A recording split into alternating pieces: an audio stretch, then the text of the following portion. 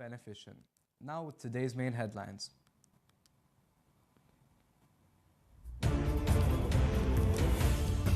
UN to host largest global conference on rights of persons with disabilities. UN Security Council approves resolution backing US proposed Gaza ceasefire amid massive destruction of civil life. Taliban accused of land seizure after declaring Hazara neighborhood land deeds invalid. Muslim schools in France lose government funding, Reuters report.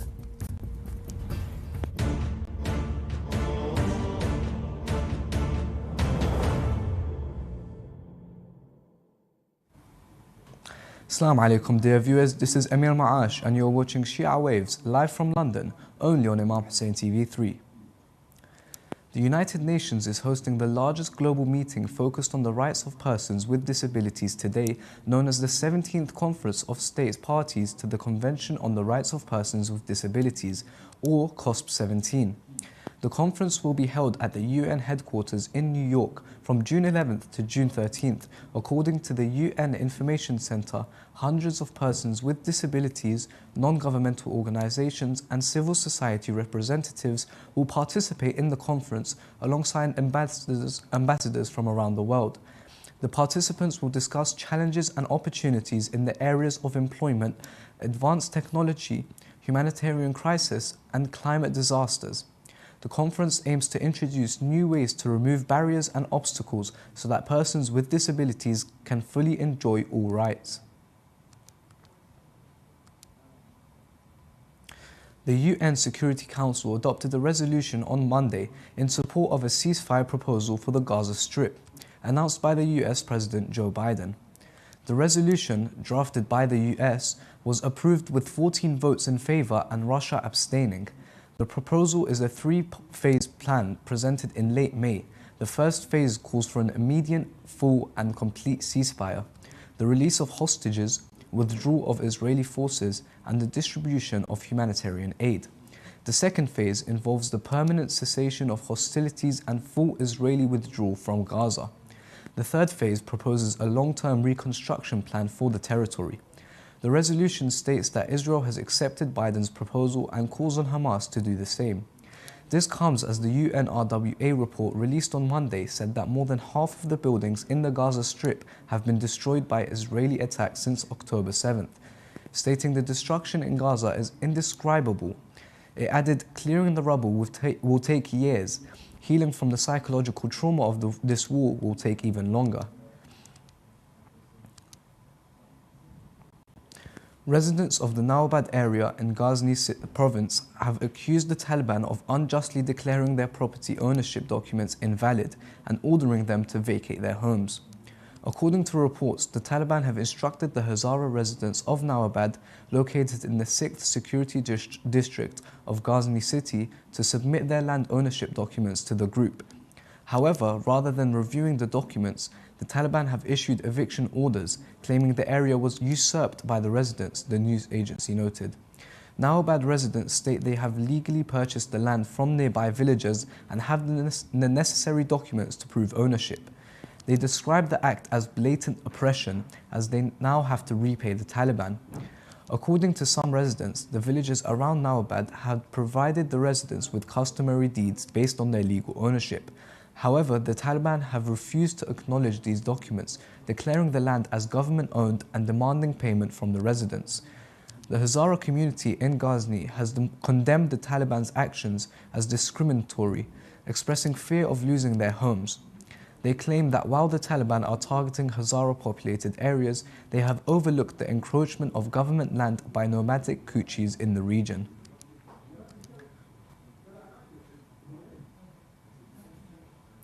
Let's take a look back at today's main headlines. UN to host largest global conference on rights of persons with disabilities. UN Security Council approves resolution backing US proposed Gaza ceasefire amid massive destruction of civil life. Taliban accused of land seizure after declaring Hazara neighborhood land deeds invalid. Also tonight, Ahead of Arba'in pilgrimage, Iraqi Ministry of Interior discusses security plans.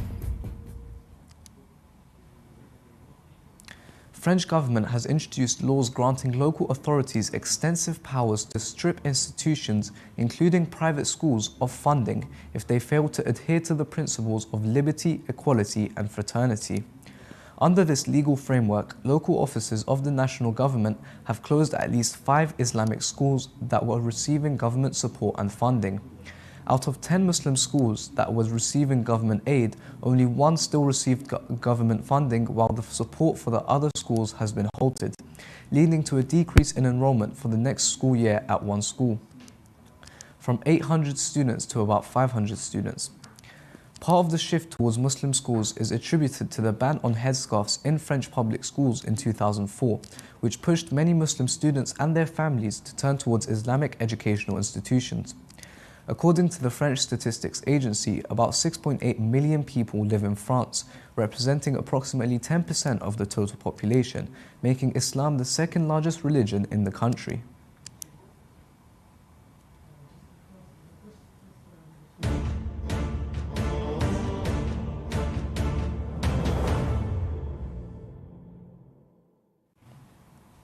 And now we continue with some short news.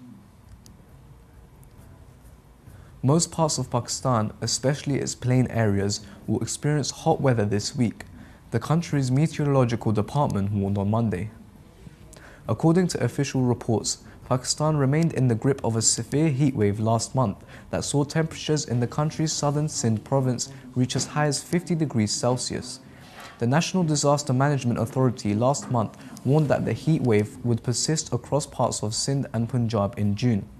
The South Asian country of more than 241 million, one of the 10 most vulnerable nations to climate change impacts, has also recently witnessed untimely downpours, flash floods and droughts.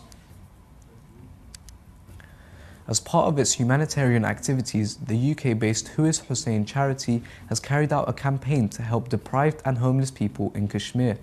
According to a statement on its official Facebook account, the charity said that its Kashmir team distributed 200 food packs to needy people in the city.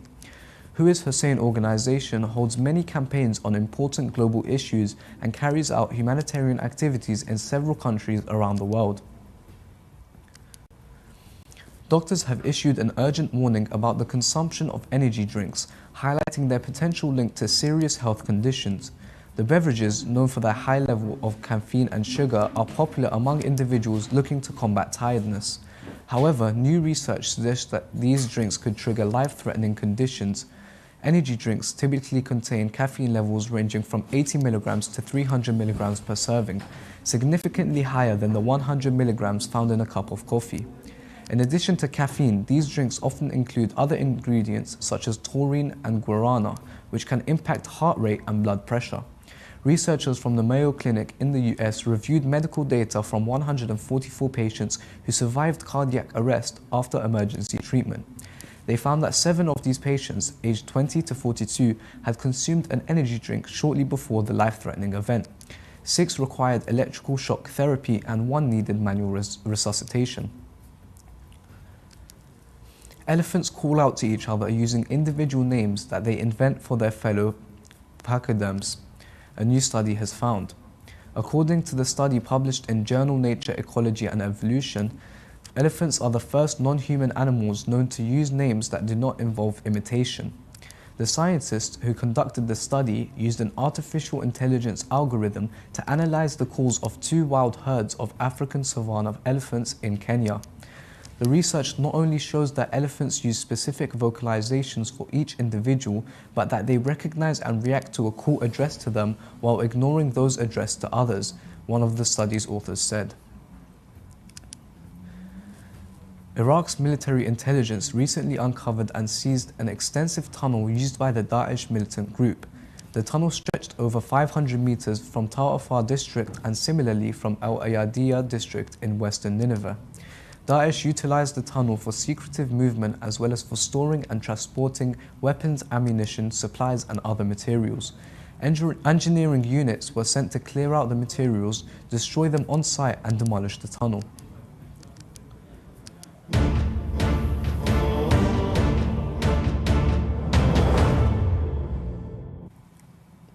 The Iraqi Interior Minister Abdul Amir al-Shamari has announced the plans and efforts the government is conducting to secure the coming Holy Arba'in pilgrimage, an annual event that sees millions of people from all over the world. Al-Shamari said that two committees have been formed from high-ranking officials to discuss last year's pilgrimage and the obstacles faced by the security and service departments. Regarding the entry of Iranian vehicles, the minister explained that Iranian public transport vehicles may be used during the last days of the Arba'in pilgrimage to assist with returning pilgrims to the border crossings. He confirmed that all matters and aspects of the pilgrimage have been agreed upon with the Iranian side, except for the issue of Pakistani visitors who will be subject to specific regulations because many of them have not left Iraq in violation of residency regulations. Al-Shamari pointed out that there is support from the Prime Minister for the pilgrimage and funds have been allocated to cover its expenses, adding that the Prime Minister has directed the mobilization of all state efforts to secure the pilgrimage. We have reached the end of today's news. Let's take a look at the main headlines for this evening. UN to host largest global conference on rights of persons with disabilities. UN Security Council approves resolution backing US proposed Gaza ceasefire amid massive destruction of civil life. Taliban accused of land seizure after declaring Hazara neighborhood land deeds invalid. Muslim schools in France lose government funding, Reuters report. Ahead of Arba'in pilgrimage, Iraqi Minister of Interior discusses security plans. You can view the latest news on our website, or you can send news of your city or country to be published on our news agency. Contact us on the numbers at the bottom of your screen. Thank you all for watching. We pray to Allah Almighty to hasten the reappearance of the Master of our time. Wassalamu alaikum.